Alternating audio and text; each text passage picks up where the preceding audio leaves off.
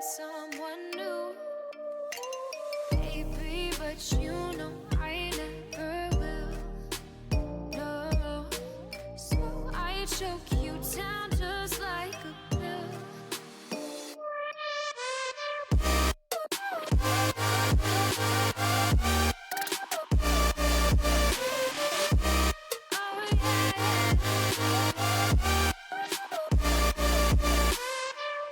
You like a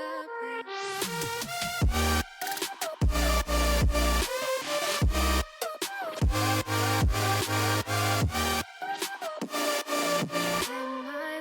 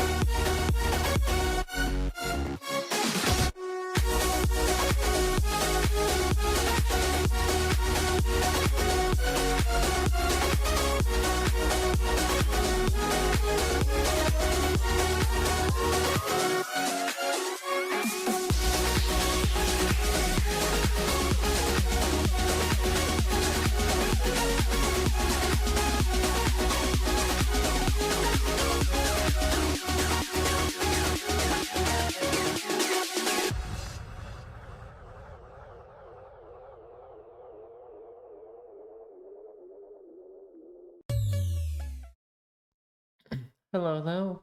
Hello, everyone. How are you doing today? Welcome, welcome. Sorry for basically starting late, a bit late. I had to just quickly set everything up real quick. Um, uh, how are y'all doing today? Hopefully everything's going well. Making sure, you eat well and remember to hydrate. Today we're just gonna do some art practice, all that. Nothing too major. I want to get it real quick. All right, there we go. Okay. All right, so let me just so that shrink this in a bit. There we go. All right, there we go. Well, hopefully y'all have a good day today. I'm pretty pretty tired myself, but I'm excited to draw some more. So with that being said, let's get into it. Boys and gals, me Mudahar. You know the day is here, ladies and gentlemen, when a good old Google ruins its browser. Now, we've been talking about this ad block jihad that Google has had against ad blockers for, I want to say months, if not years. But today, ladies and gentlemen, is the actual final day. So here I've got Google Chrome just Definitely opened up, and if you years. look at uBlock Origins, you can finally see that I got that big gray button. You cannot add this extension into Chrome. Now, what's really interesting about this too is obviously if you go to the old friends over at r/Chrome, this has been basically the top posts. A lot of individuals have effectively been saying that a lot of their extensions are gone. It feels that Chrome did some kind of extension purge. I've got 4 extensions turned off the same day. You Google. You. By the way, guys, at least uBlock Origin Lite still works and it does the job. And one guy's like, it's not good enough blocking for me. YouTube ads started slipping through. That's my last straw. Oof. Switched to Brave yesterday. Now, if you want the TLDR version of this, just get Brave, okay? Get the Brave browser. I use the Brave Lion every day on the internet, and it keeps me safe from those big scary ads on the internet. But let's get a little bit deeper into it, right? So everyone is focusing on all the ad blockers being killed by MV3. So again, MV3, for anybody that doesn't know, is Manifest v3. Now, Manifest v3 is a new manifest system that is put into Google Chrome. And obviously, according to, just Brave, for instance, right over here, it does block capabilities of web extensions, making privacy handling things a lot difficult. So in just short, it imposes new restrictions, a cap on blocking rules, the removal of background scripts, changes around cosmetic filtering, so on and so forth. So it actually, people in the space have made, new extensions that are MV3 supported, but it seems like a lot of things that they're trying to address are actually problems introduced with the limitations that Manifest v3 has put in. And these limitations are meant, and they're pushed in the sense that I guess they're providing more security, and that can be debatable. But the thing is, at the end of it, they are taking away extensions that a lot of people use on a daily basis to keep themselves safe on the internet. So, for instance, like content Yeah, blockers like uBlock Origin, it absolutely restricts how that extension can intercept or modify certain network requests. So, for instance, back when Manifest v2 came with web request, the extensions could literally intercept, I believe, anything in real time. They could inspect all the content. They could block, redirect, do a lot more powerful things. But obviously, with declarative net request, this is where, again, if you were uBlock Origins, a very powerful ad blocker, a lot of your power was cut down because this didn't allow you to dynamically inspect or really modify or request content. There was limited versions like uBlock Origin Lite that existed, but it was never going to be as powerful as that original full-featured ad blocker. Now, ad blockers are so important that even, federal agencies, cybersecurity firms, everyone tells you that it's pretty much a mandatory requirement. I would say, on a personal level, I would recommend you have a good ad blocker. I don't care if you use an antivirus. I don't use an antivirus on my systems. I just use common sense. But I would never browse the internet without any form of ad blocking just because there are so many malicious things that exist on the internet, and you could probably axe a good 80-90% of them if you removed ads from even tracking you or delivering to you with all these Exactly. shady scams that exist all over, right? Now, a lot of these companies are putting in tons of money into making the next big browser, right? So you got like companies like OpenAI that are making like the next big AI web browser. And again, the most important thing for, I guess, some of these companies is to have access over your browsing. Now, one of the things that I believe was cause for this manifest change probably was due to the fact that maybe it did really cut into Google's bottom line pretty heavily to have ads being blocked so effectively. Again, Google is more an advertising company than they really are just like anything else. And if you're cutting into the bottom line in any capacity, I would have to imagine that it wouldn't be something that is kosher. Now, looking at the current browser market share in the world, one of the things that should kind of like pique your interest is how much of the internet is powered or used by Chrome, really, right? So you've got Chrome at 68.3%, meaning that most people definitely just use basic Google Chrome. They go to the site, they download it, you're good. Google has become the de facto, like Google Chrome's become the de facto browser. But if you look at everything else, like Safari is the only other different engine, and that's like an Apple exclusive. And of course, you've got Edge, which is also just a fork of Chromium. You've also got Firefox, which is at 2.3%, the only real competitor. Samsung Internet is literally just Chrome reskinned for your Android phone. And of course, Opera, I believe current Opera is Chromium based. So again, let's say that you want to make sure that, you want to deviate a little bit. You've really only got one other option, and that is Firefox. But before we do all of the actual changes, what if you wanted to keep using that uBlock origin a little bit longer on your actual like Google Chrome browser? So before a new update, there are ways to actually get access to uBlock origins again, or a lot of these Manifest v2 extensions for a little bit longer. So for instance, let's say you're on Google Chrome, open up a new tab, and ladies and gentlemen, you want to type in Chrome://flags. And inside over here, you got like, warning, experimental features ahead. Now underneath here, you'll see temporarily unexpire M136 flags or M137 flags. So depending on which version of Chrome that you're on, right, down the road, you will have to change this a few more times as the versions update. So over here, you want to go to M131 flags, you want to hit enable, and of course, it's going to ask you, you need to relaunch your browser. So again, we just hit that little relaunch button. Everything is redropped, and boom, we're back at the Chrome flags menu. So now the Chrome flags menu, you want to go to extension, manifest, and then of course, you've got all of these like warning stages, disabled stages, unsupported stages, okay? So you want to go to allow legacy manifest versions.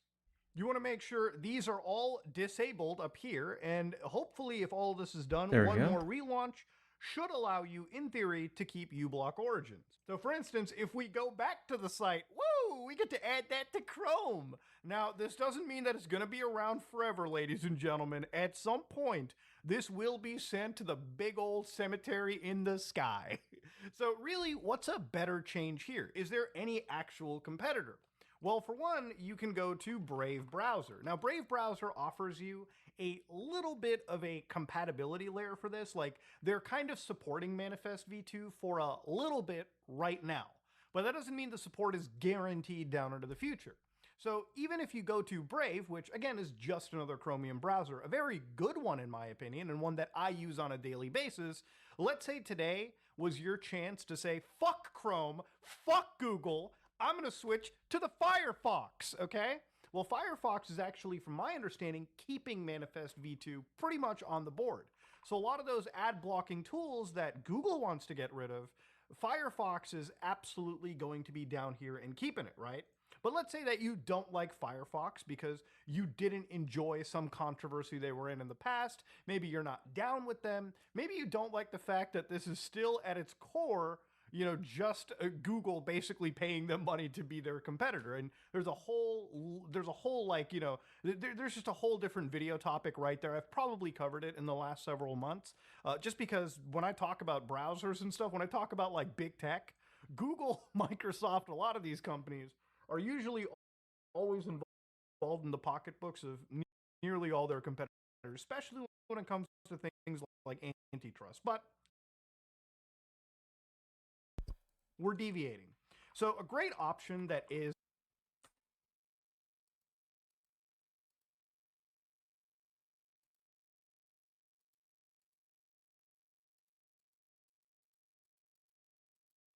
Hold on.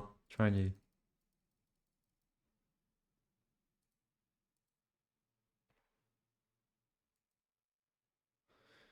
Ay, ay, fucking hell.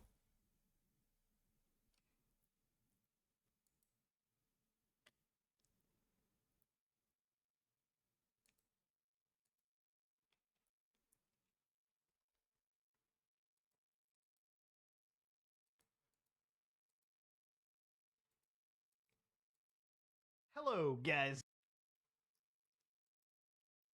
install button. You make sure you There we go. There we go.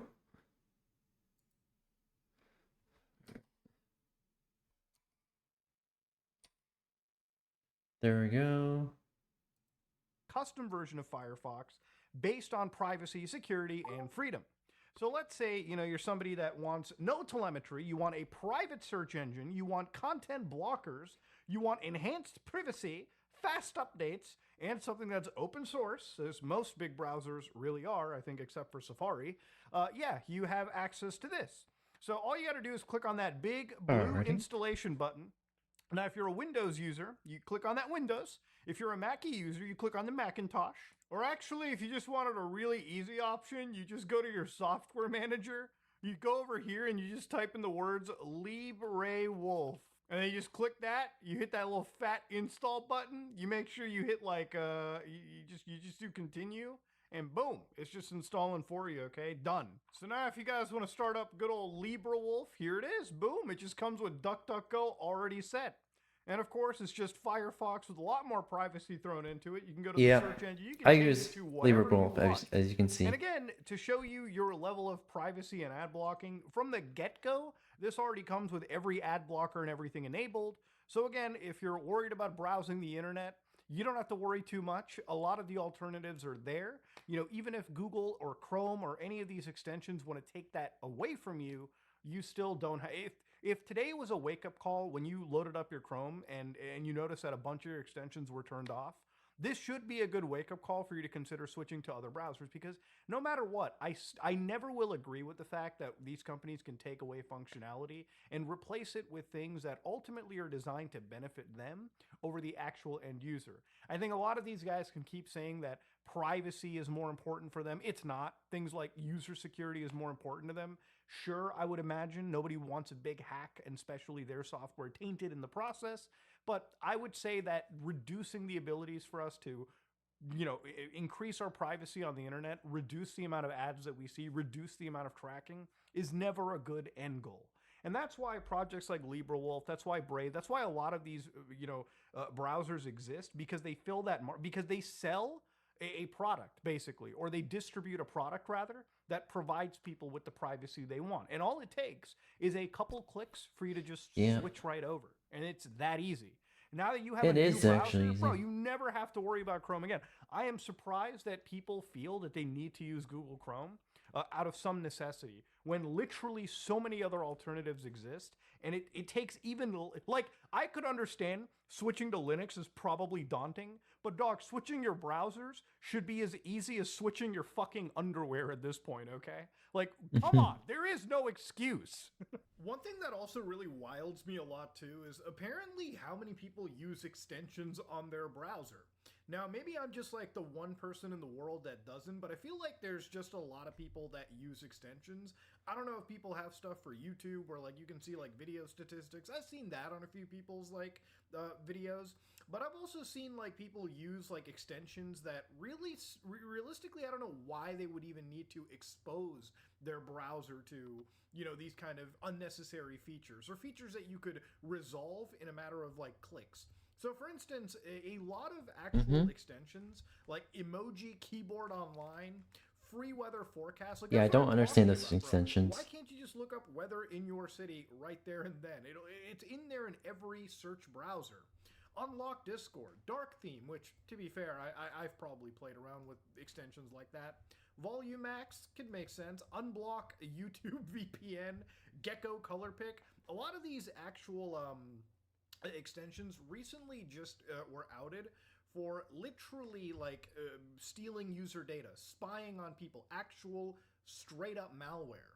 So again, one of the reasons why Manifest v3 got really pushed was because of malware like this, or because of bad extensions. And it really feels like we're kind of throwing the baby out with the bathwater, where like obviously to take away our privacy, to take away our ad blocking functionality, a lot of these, you know, bad actors have kind of been the reason for these new developments to be pushed. Now, does Manifest 3 magically make you safer? No, Nope. obviously not. There's still going to be hackers that will find ways to attack millions of people all day, every day.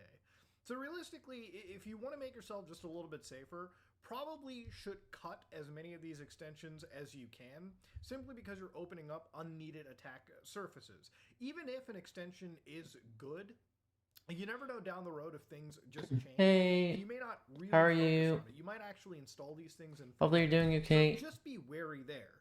But to move on, there's other things you can do to take back your privacy as well, which is one of the reasons I like talking about this stuff, because I think for people who use computers now, a lot of people think that I have to give up everything.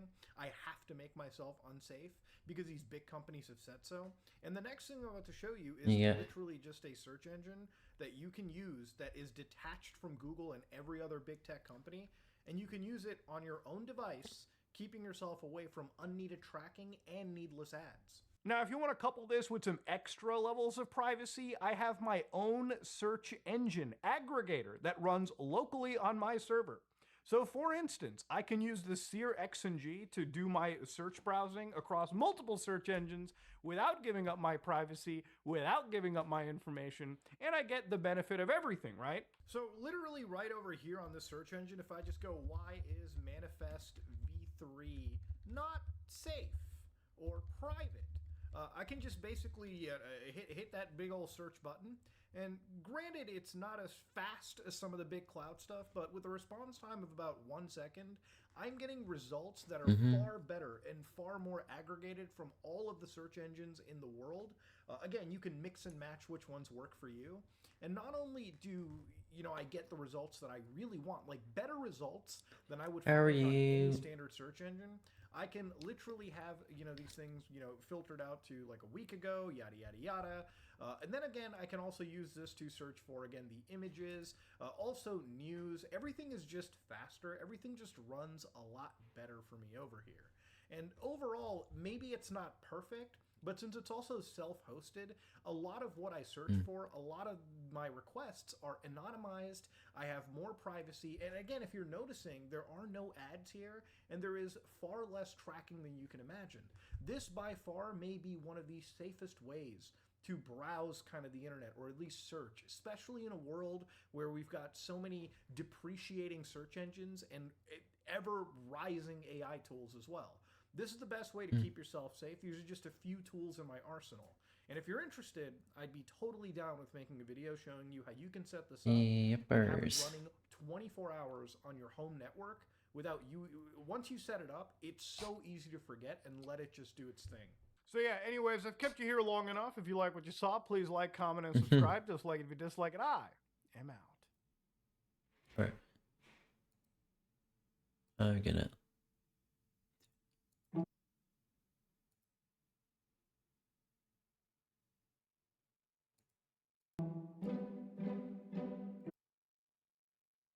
Okay, you immediately use copyrighted song. Credit cards are my... Should I? It's about credit cards, so.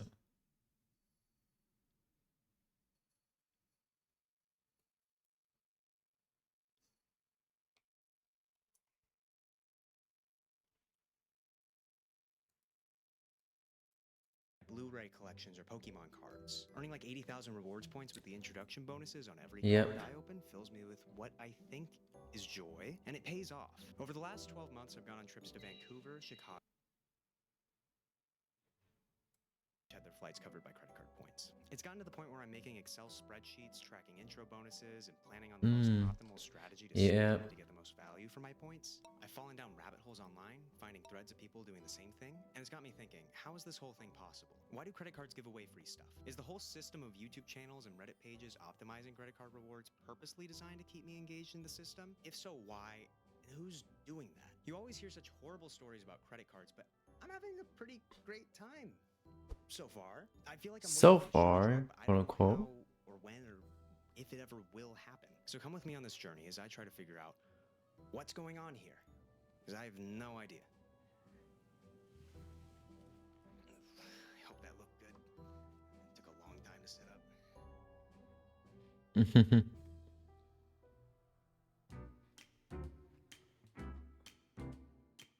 To start figuring this out, we have to go back to the beginning. The first version of what we would consider a credit card had its roots in the 1920s. These were metal slates called charge plates. They were issued by department stores and gas stations to allow customers to make purchases and settle the bill later. But in 1950, everything changed with something called the Diners Club card. You may have heard of this. There's versions of it around today. A guy named Frank McNamara forgot his wallet during a business dinner and decided to make a charge plate that would work at multiple restaurants. The card was originally given out to 200 of Frank's friends and acquaintances. But by the end of its first year, they had 20,000 members, and by the end of the decade, they surpassed 1 million. Oh, wow. In 1958, we see the next rung on this ladder form when Bank of America does something unthinkable today. On September 18th, 1958, 60,000 residents of Fresno, California opened their mailbox to find something called the Bank of America card. This was an already activated credit card giving every single recipient a $500 credit line. No application, no warning it was coming. They called it the Fresno drop. As you may have guessed, the move came with its own set of risks, like people just taking the card out of the mailbox, using them, and never paying it. Despite these problems, the card was a massive success. It was the first call to use something called revolving credit. Remember this term because it's the foundation of almost every credit card on the market today. Instead of having to pay your balance off in full at the end of the month, you could carry something called a balance, where you didn't have to pay anything back by the due date. You just pay interest on that money. Let me be clear, this fundamentally Hey Sky, how are using you? debt to finance everyday purchases Hopefully was foreign everything's to well. a lot of people, and this was the first tool many had to try it out. Okay, back to the history lesson. Turns out giving a bunch of random strangers lines of credit wasn't a great idea. Over 1/5 of people who got a card the first year claimed delinquency. This cost Bank of America over $20 million of losses in the first year. $20 million in 1950s money. A bunch of banks were watching what Bank of America had done. Despite being an insane marketing tactic with crazy early losses, over 2 million cards have been issued in a year, and they started to turn a profit not too long after. Ooh. A few of these banks decided to get together and form a group called the Interbank Card Association. Super creative, I know. They started making their own cards to compete, changing their name to MasterCharge and eventually MasterCard. Bank of America saw this growing competition and decided to follow the same business model. They licensed out the Bank America program to other financial institutions. And Oh, in really? That's 1970, cool. They decided to give up direct control and spun it off into its own company named Visa. It was quickly becoming clear there needed to be some new oversight, so 3 companies filled up. Alright, alright. You may have heard of them: Equinox, Experian, and TransUnion. They began Here we compiling go. data and introduced an early version of what we call the credit score today. Now, it's important to realize a lot of people went a long time without realizing their spending was being tracked and quantified. I remember. That affected their ability to get loans, housing, and their employment. The lack of Sorry, I'm transparency a and bit understanding of tired how from these scores were work, so calculated and how they could be this corrected drawing hurt should a just lot get of the people stress early on out. and even today. You may be asking yourself at this point, why would someone willingly choose to pay for something they couldn't afford? Especially in the 1960s when most families could afford everything they wanted on one salary. Now, that's a very valid question, but the second part was about to change. By 1974, women were finally able to get their own Ooh, credit cards, nice. just in time for inflation to completely drive up the cost of living. Several factors, including oil embargoes, low interest rates, and huge amounts of government spending on new social programs, and the Vietnam War, were leading to double-digit inflation rates. Stuff was getting expensive fast, and credit card companies began looking more and more appealing. Just, until the inflation goes down. This period lasted well over a decade, accumulating in a recession by the early 80s that put a lot of people out of work. The stars had aligned perfectly for a wide-scale credit card adoption for the first time in history. Now cut to the mid-1980s. Sears, the largest retailer in the United States at the time, decided to launch a credit card. The landscape was vast by this point, and they decided they needed to do something different to stand out, something big. Enter the Discover card. This card had no annual fee, which was uncommon at the time. The killer feature, though, was something called cashback bonus. For the first time, you would get a percentage of your purchase back back, between 1 and 5%, depending on how much you use the card. So here we are, 4 successful card companies, and a few recessions later. Somewhere between then and now, a whole infrastructure was built that made it seem like living in this country without a credit card was now the weird thing to do. When did that happen? Yeah, that's weird.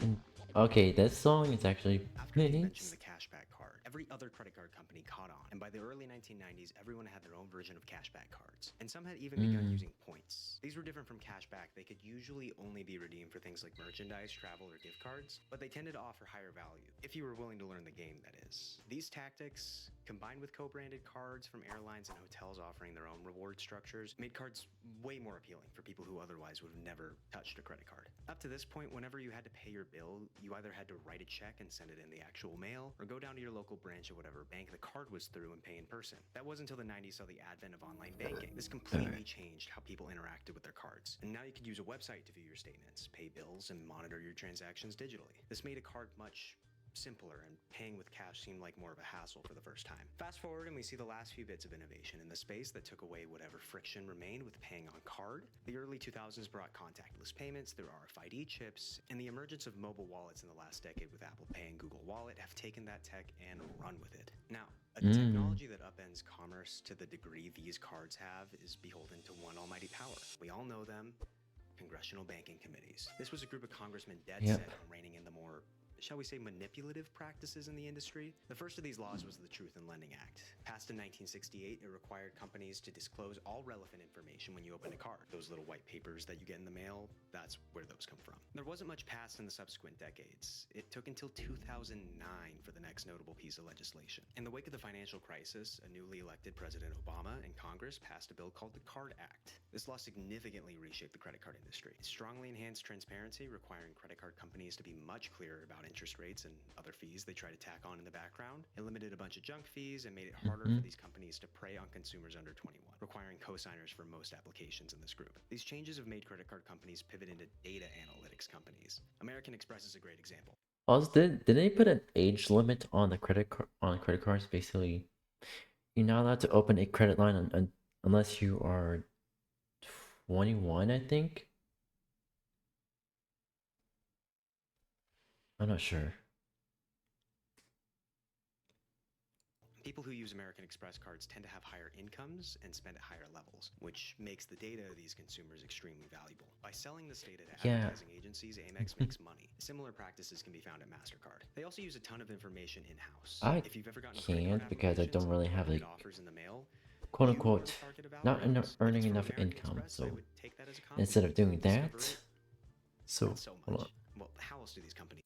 Is it getting enough income to open, which you still need that, but I'm using an app that has a credit builder, and it's not really like a necessarily like a actual credit card. It's more like you load up money onto the card and then use that to get buy small things and build credit that way. And also they also have their own like kind of like stocks investment.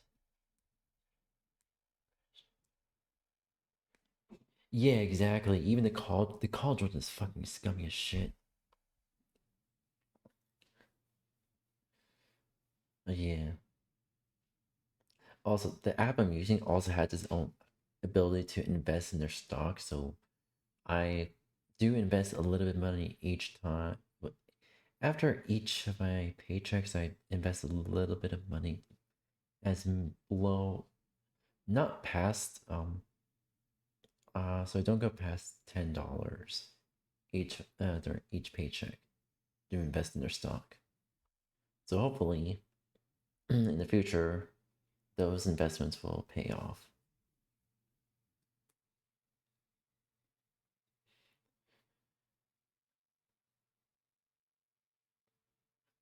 Yeah, I feel like the college one targeting college students, they are pretty much even more predatory than usage if they consider getting their own credit card.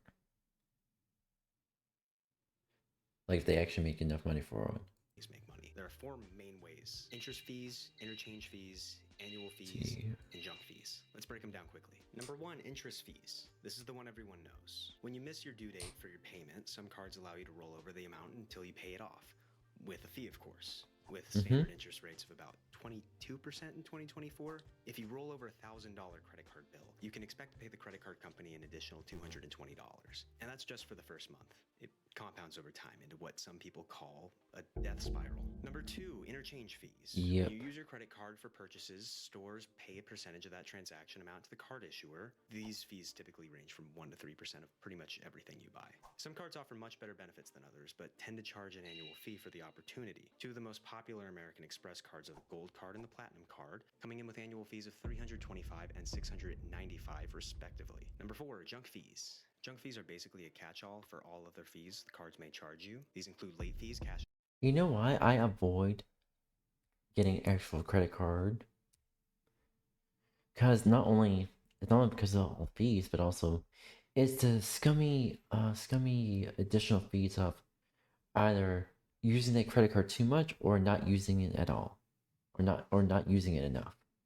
They tack on fees based on how much you use the credit card. So I want to avoid credit when necessary, even though you must have a credit history to like get a house or apartment, or at the very least have like already have insurance, like house insurance or apartment insurance, whatever like that.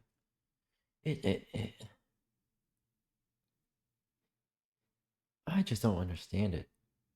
Do they not want?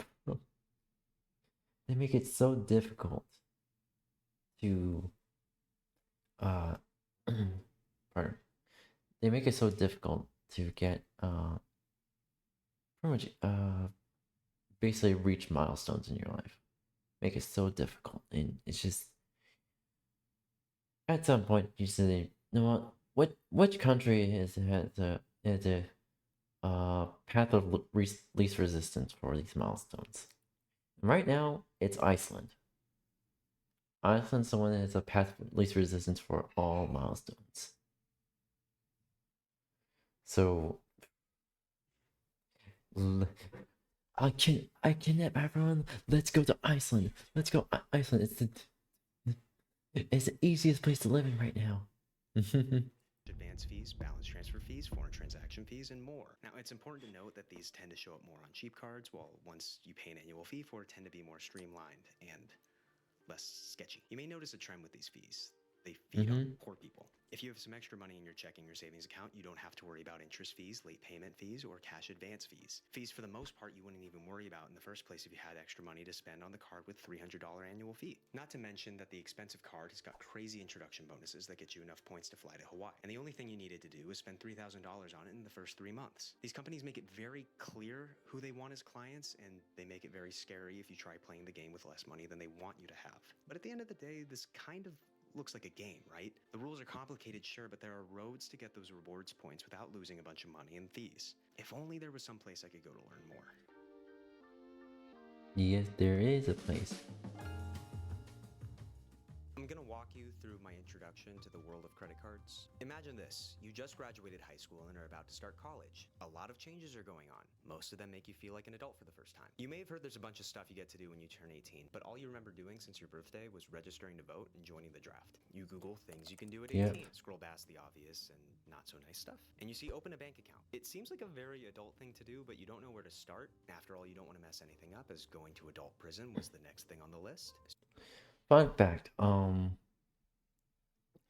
it was for my 16th birthday that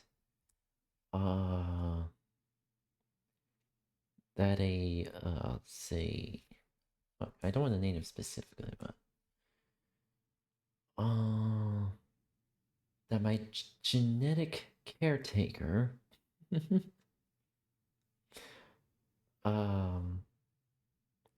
opened a bank account for me. This was after like over a decade of saving money in my piggy bank. So by the time I opened a bank account at 16 under the guidance of a genetic caretaker, can't take that title seriously, but I'm going to go along with it. I had at the time it was just under 1,000. I think it was under $1,000.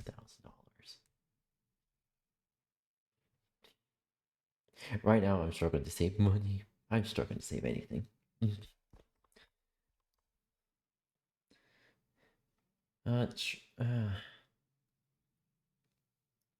I can't wait to. I'm gonna take someone to Iceland with me.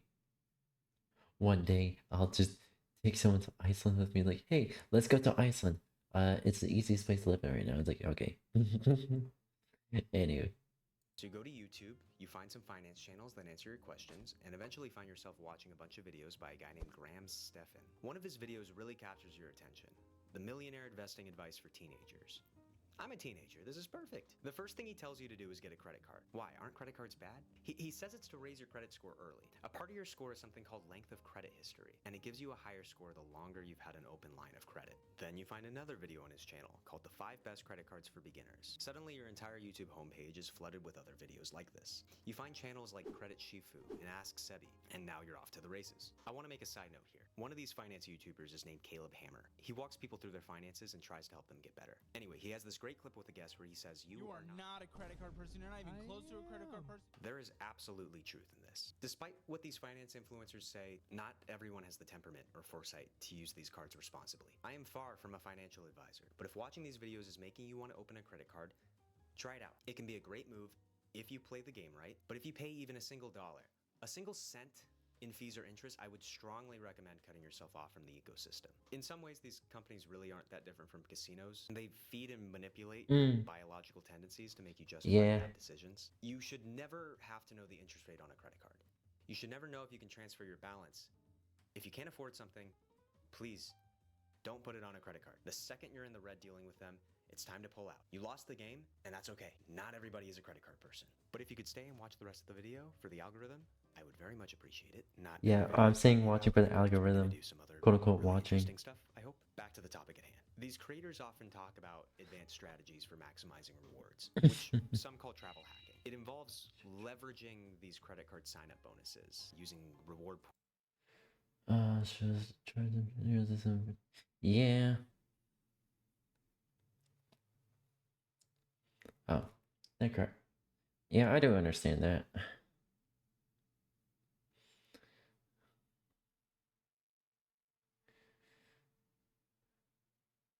Alrighty. But yeah, for me,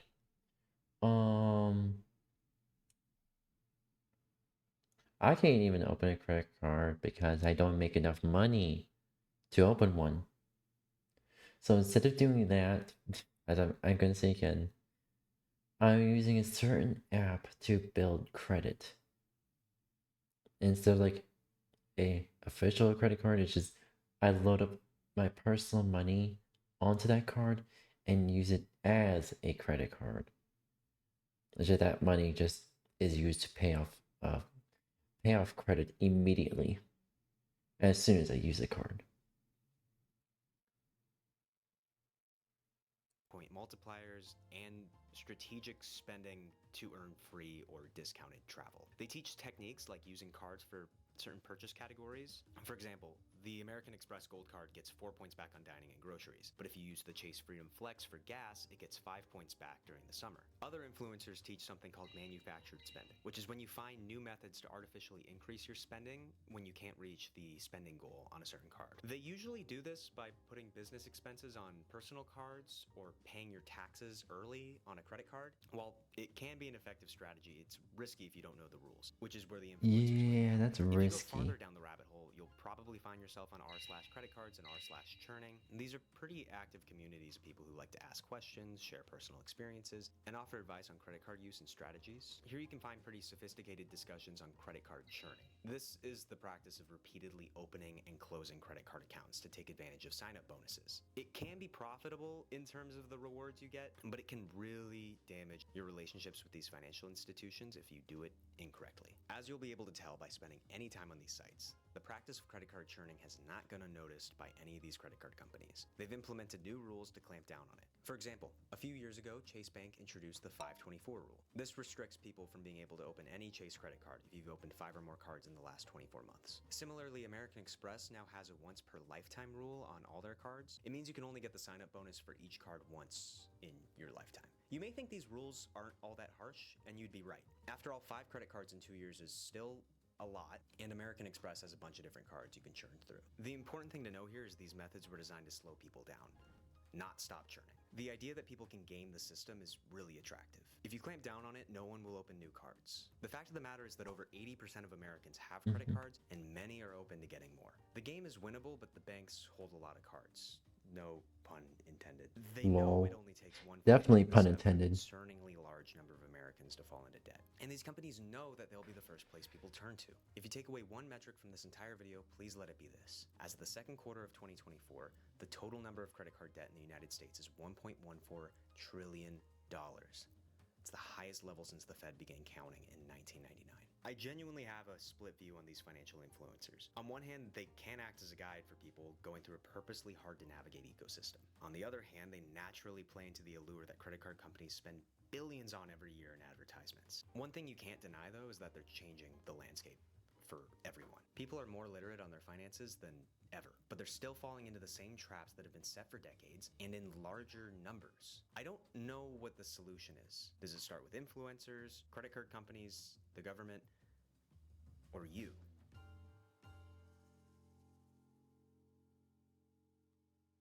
All right. I don't know what the future holds for any of this. All right, time for the next one. We all love her.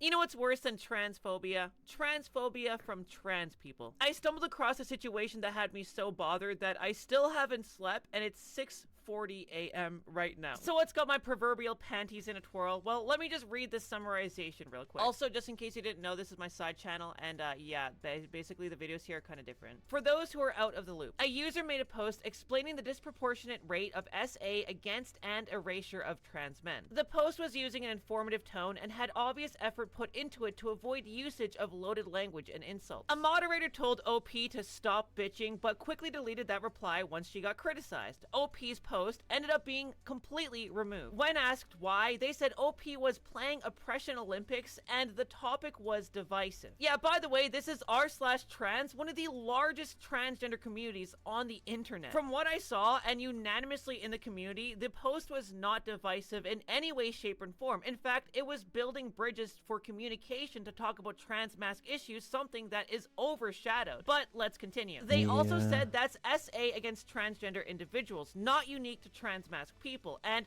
people are not denied any more T than E, despite testosterone being a controlled substance and estrogen not being a controlled substance. Very important context is OP posted statistics surrounding trans men individuals specifically that are never spoken about, so the response here is pretty damning to say the least, in that they're just completely brushing it under the rug, which is the issue in the first place. They then proceeded to give OP a 3-day ban. A mod made a post about it saying nobody asked us for our side of the story, when users did ask and were asking the mod at the time that post was made. People have said that they made comments to explain the situation which were removed and got them banned. Yeah, this might not be a great time to mention this, but one of the moderators also moderates r/gay conservatives, which I highly disagree with fundamentally. Is that the reason why this response was so horrible?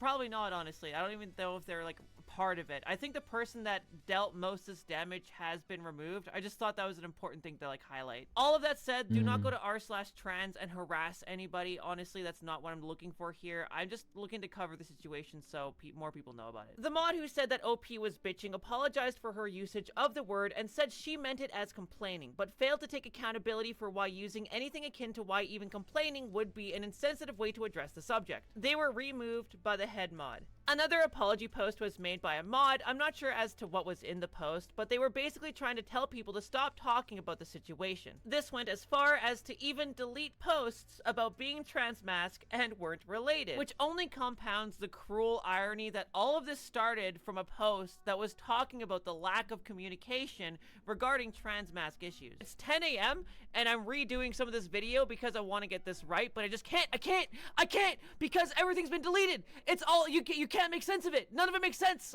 because it's been so mismanaged. Was it one bad mod? Was it two bad mods? Why is there a conservative mod in there? None of this makes sense. What is this subreddit? And why does it have 600,000 plus people? Let's get into some of these posts. Trans misandry, transphobia, 4 apologies with 0 There we go. tangible content, a conservative on the team, and mod abuse. Yeah, F this. I'm out. Have fun. Sincerely, a trans woman who thinks the mod team should re-examine themselves and look at how they represent our community. Edit, mods, get the conservative out of here, TLDR, ban the conservative, because why is there a conservative... Okay, look, okay. The Conservative Party has built their entire brand off of demonizing the transgender community and attacking children. I don't understand how this person is on the team at all. Look, I'm all for nuance and having broad discussions. I do it on my Twitch streams all the time, but you have to have standards, Me too. dude. You have to say, you know what, maybe the person that's actively supporting a party that's trying to take away our rights is a bad thing on the mod team. What the fuck? Okay. All right, let's move on to the next post. The title of this subreddit is trans, not MTF. If you want to make an MTF only subreddit, cool, do it. Don't make an inclusive subreddit, then act like a 1950s housewife seeing a rat whenever anyone besides a trans woman shows their face here. How is this still an issue in the community? Dude, for the last few years, I've never understood why people just start bandwagoning against like femboys, non-binary, trans mask, dude, just any like minority group. It's just so it's so stupid, man. Like, what? Okay, look, I don't know what the moderation team has done in the past few years, so I'm not even speaking on that specifically right now.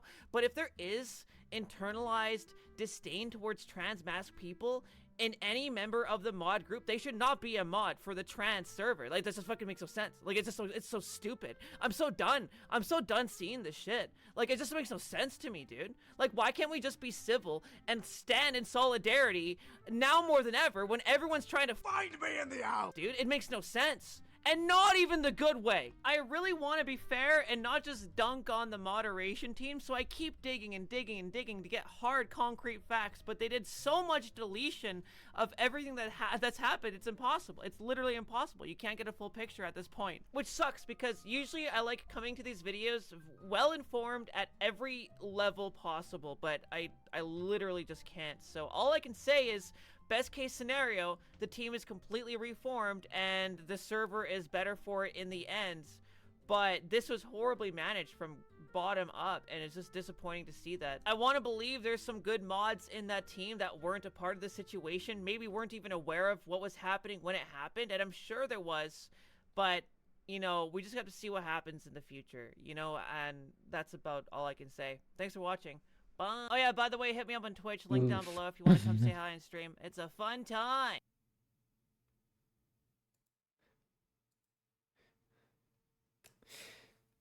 Yeah.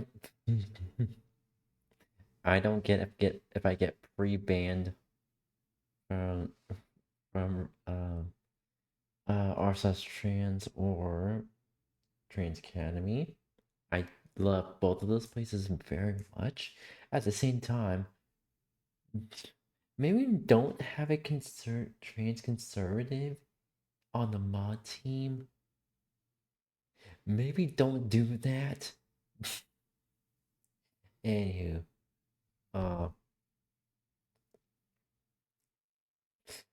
yeah. That is, I I just can't wrap my head around that. I- I- Did, did anyone not have a single brain cell to think that, hey, this may be bad for PR. Let's maybe not do this. All right. Let's see here.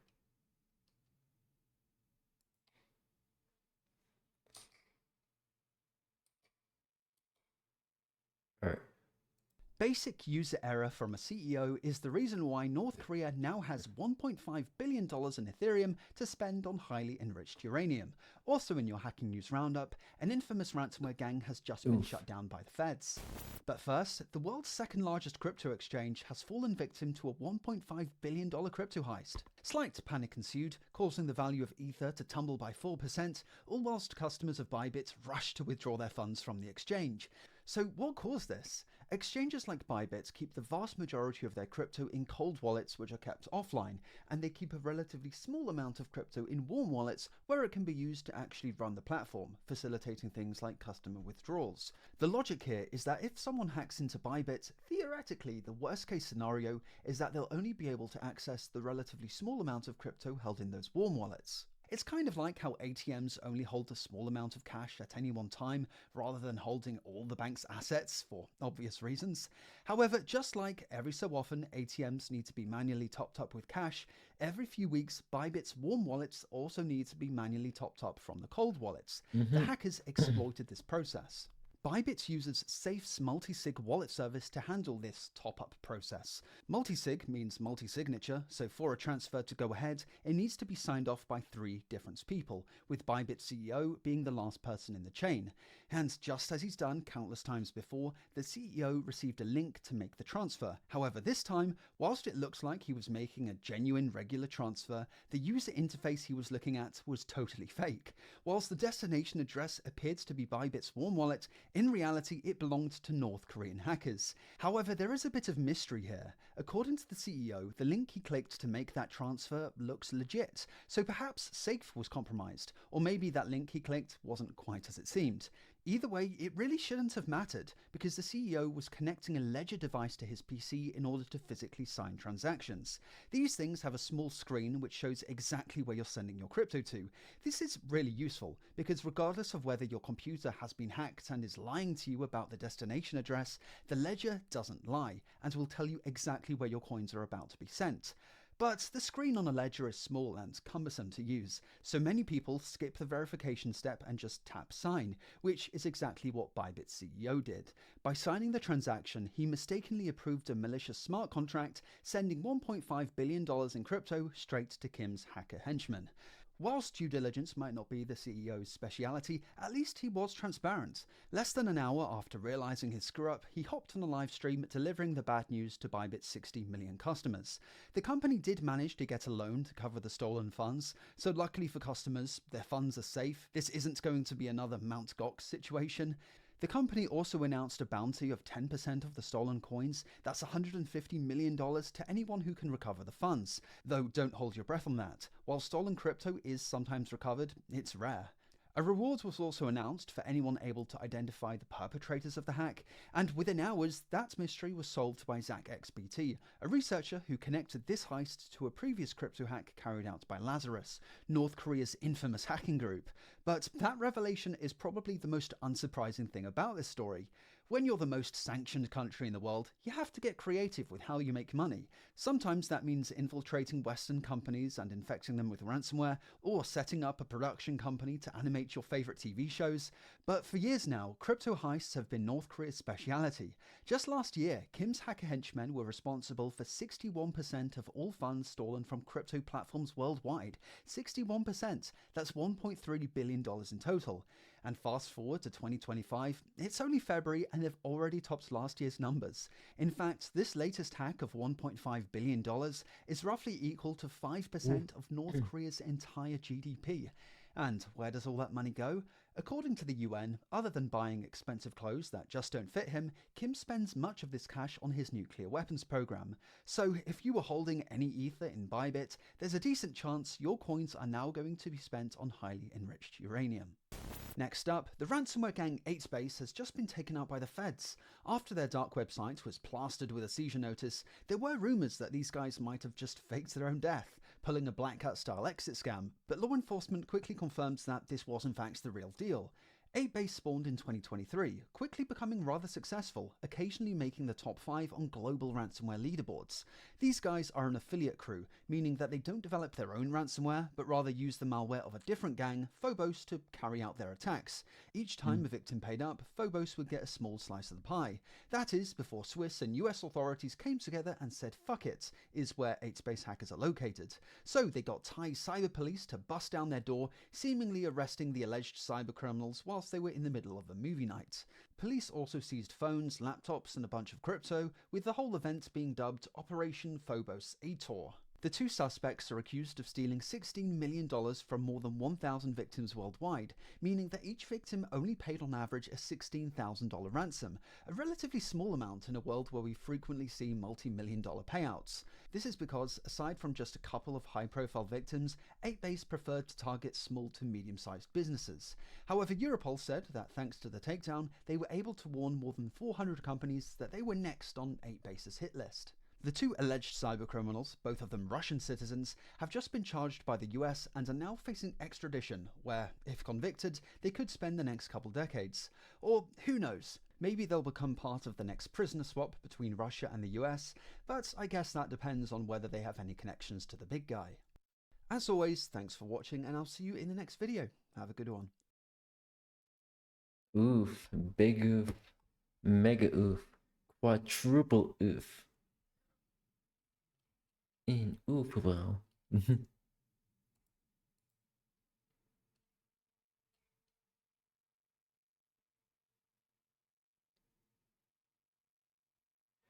Alright, let's see here.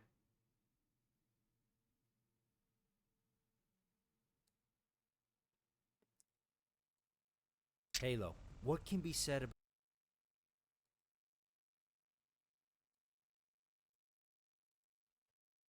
Alright. See here. DK Oldies, a name that strikes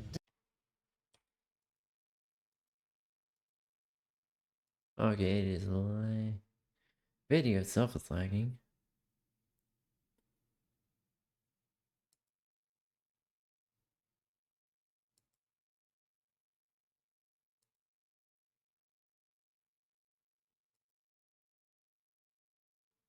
DK Oldies, a name that strikes Okay. deep fear in the Yeah. heart of YouTubers everywhere. It's time for round 3, my friends. Let's A couple of fucking years ago, go. We took a look at DK Oldies, who promised to be one of the premier destinations for getting your hands on some retro video games and video game consoles. However, what we found was something truly horrifying.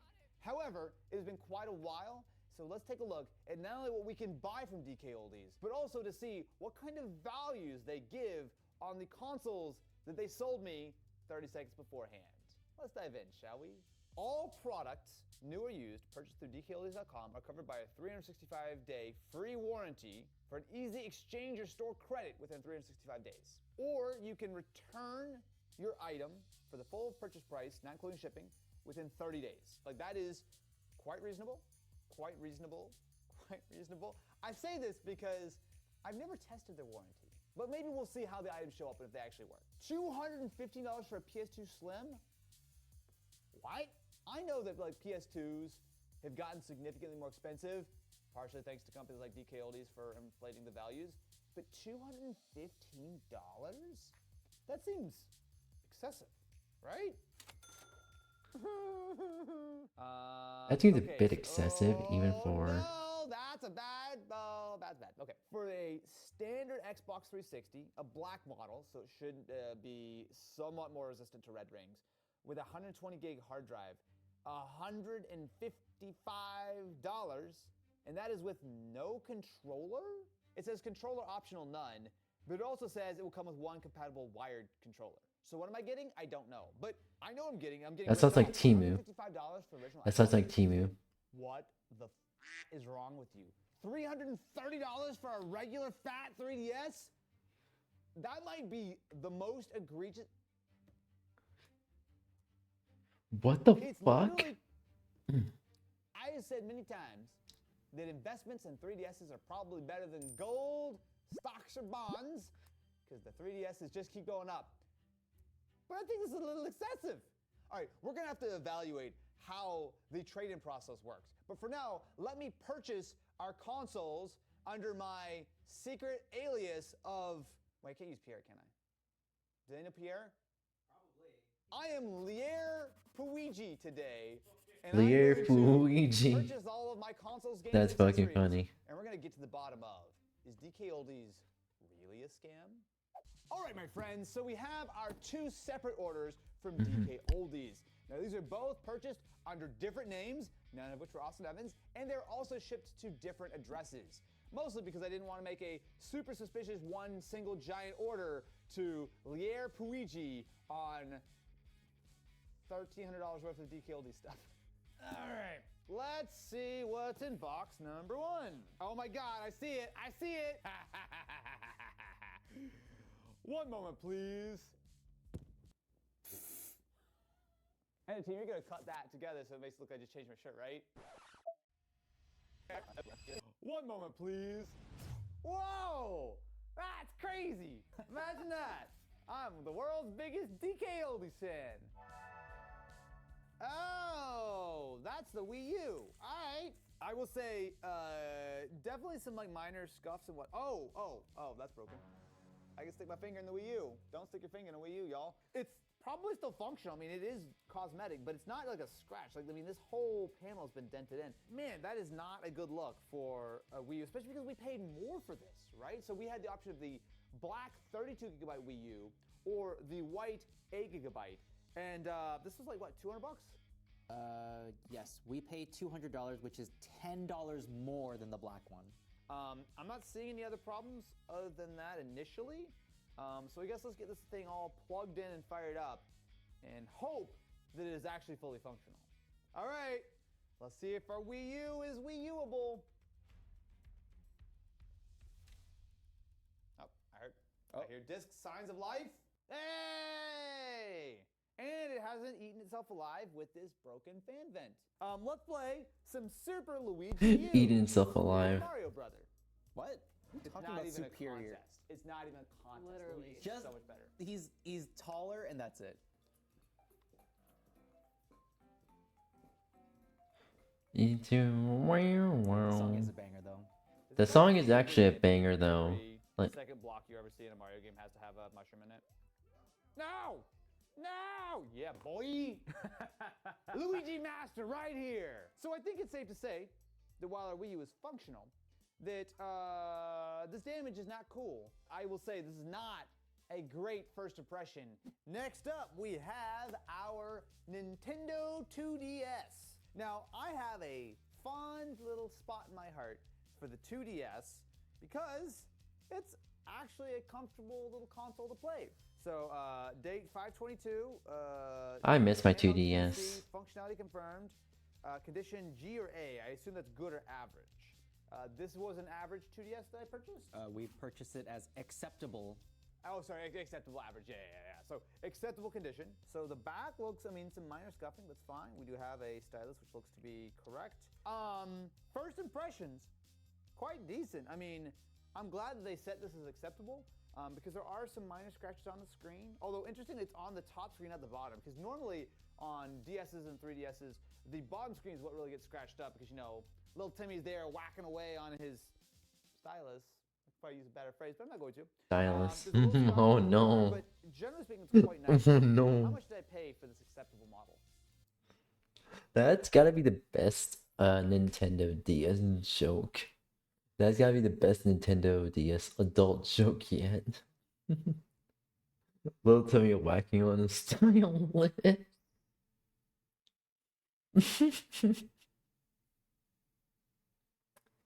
Okay. That gave me a chuckle. That did give me a chuckle.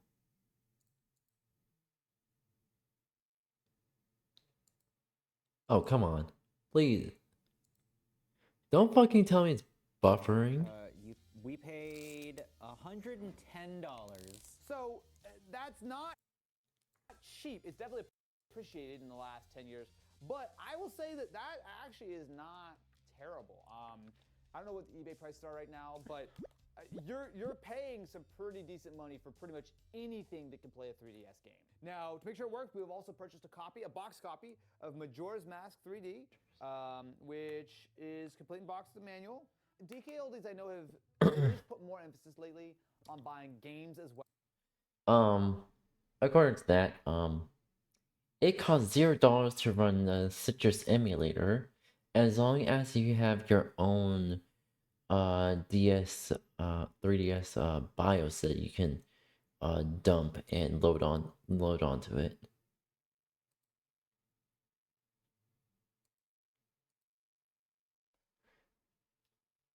Oh, come on, I'm sure you buffering. probably noticed. We have purchased the game for every single one of the consoles that we have bought from DK Oldies. How much did I pay for Majora's Mask? We paid $46. Boy, is that the right price for a box copy of, I mean, it's still open, but of course, but a complete box copy of Majora's Mask? No. No? No, we overpaid for that one by a good amount. You can get like a new one, you know, quote unquote, Yeah. like extremely good but not sealed copy of that for like 25, 30. Oh, bad. Got it. Cool. All right. Well, I'll put that disappointment aside. And let's play. It's a Lol. good game. It is a good game. Not as good as Ocarina of Time, but it's good. Well, until I do that, I will say that I have no real complaints about this 2DS. I actually, especially compared to the Wii U, it's clean, smells good. Make sure the cameras work really quick. Look at this beautiful image. It just really sums up my thoughts on the 2DS. You know what? We had a little bit of a shaky start, but we're back, baby.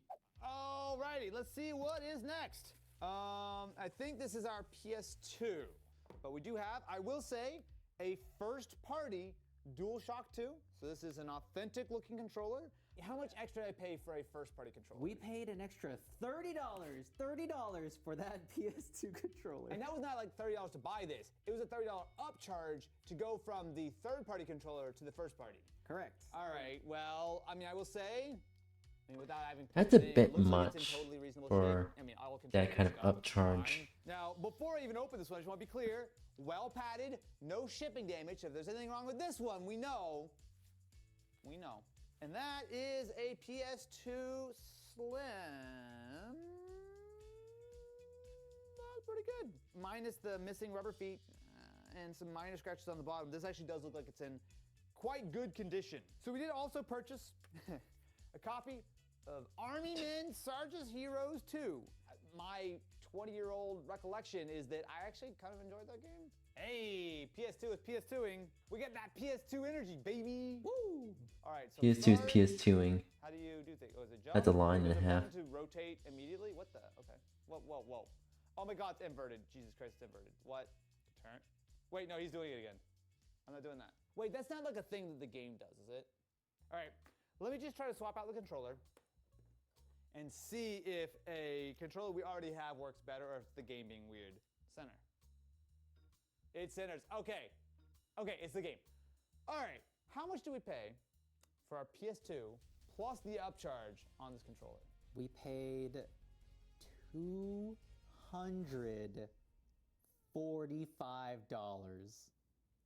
Ouch. There's no way that Yeesh. that is a good price. 240. Right? There's no way that anyone's actually. That's paying no. Slim, right? There's no way no they shot. price it like that. You can get like decent PS2 Slims for like, it's such a huge spread, but like some of them for under 100, some of them for like 120, 150, but definitely not even touching 200. And those, I'm assuming, are also coming with first-party controllers, not third-party controllers. First-party controllers, some of them are even coming with games. It's not even close. How much did I pay for Army Men? I'm curious. This is a game that makes my brain hurt. And it's not as good as the RTS version. We paid $34 for Army Men. Really? 2. Yes. Why? I mean, I know. What do you mean? Why? You're the one that. But no, but why is it? What do you mean, why? It didn't come in a box. It just came in like a little like sleeve. The most I'm seeing is like $30 in like excellent condition, but they're kind of like averaging around.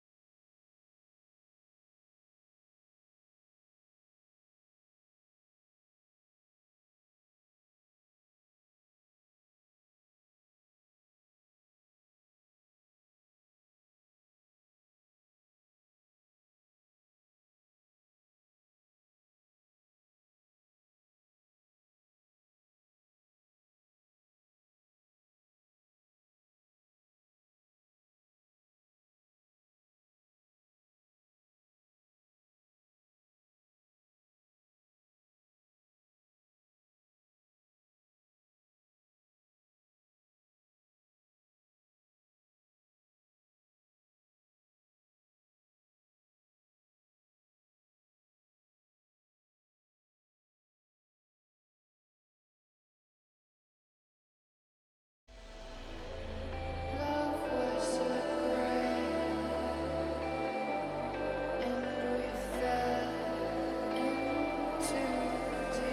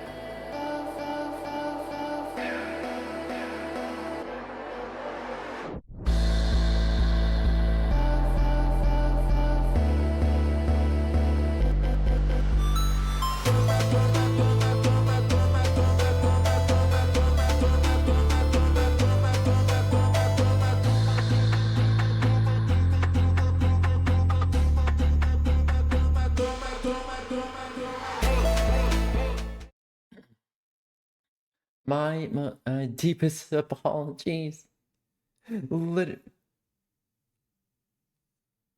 Let's see here. Yep, my deepest apologies. My PC literally just it straight up shut down and restarted. That's what it literally did. That's what it literally did. I do not know what fucking happened.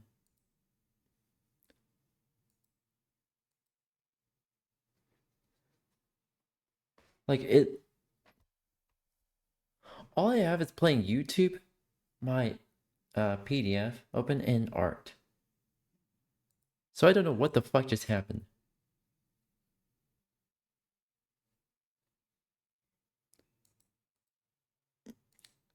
Well, I may need to like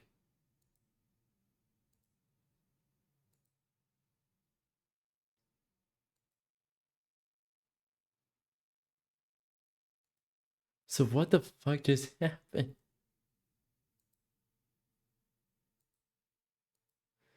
I don't know what the fuck just happened. It decided to crash and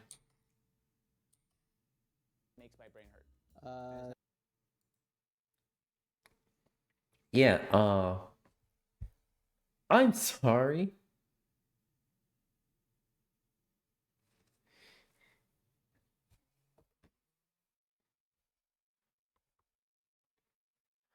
I just don't know what the fuck just happened. I genuinely don't know what the fuck just happened. What the fuck? Okay, so and the app is crashing on my phone.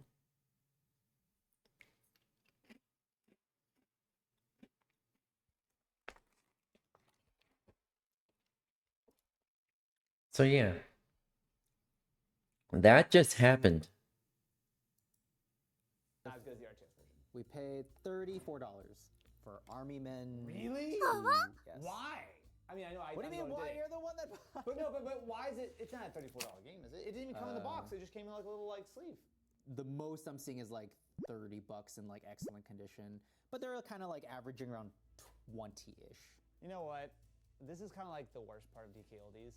It's one thing when something shows up broken or rusty or terrible. And sometimes, like with the 2DS, you find something decent.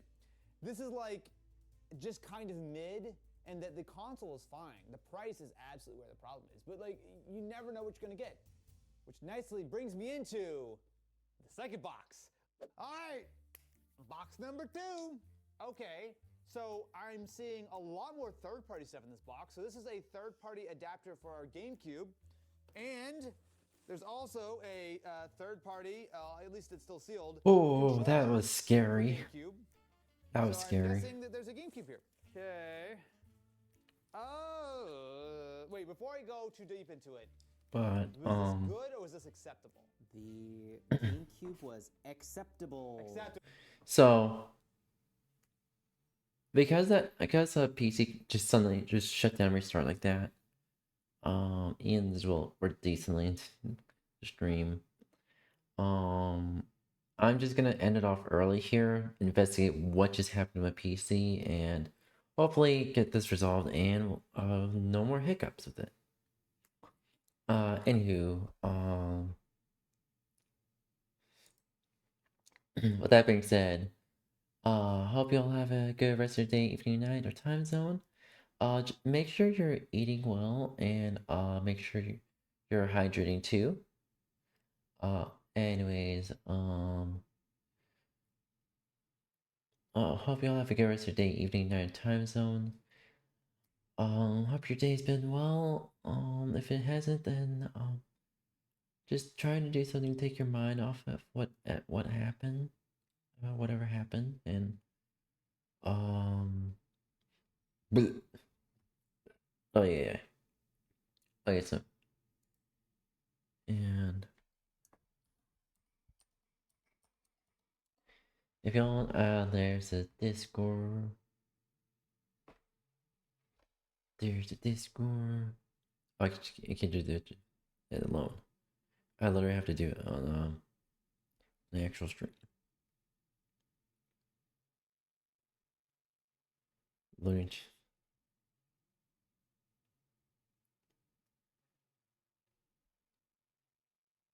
All right. But yeah, there's our Discord.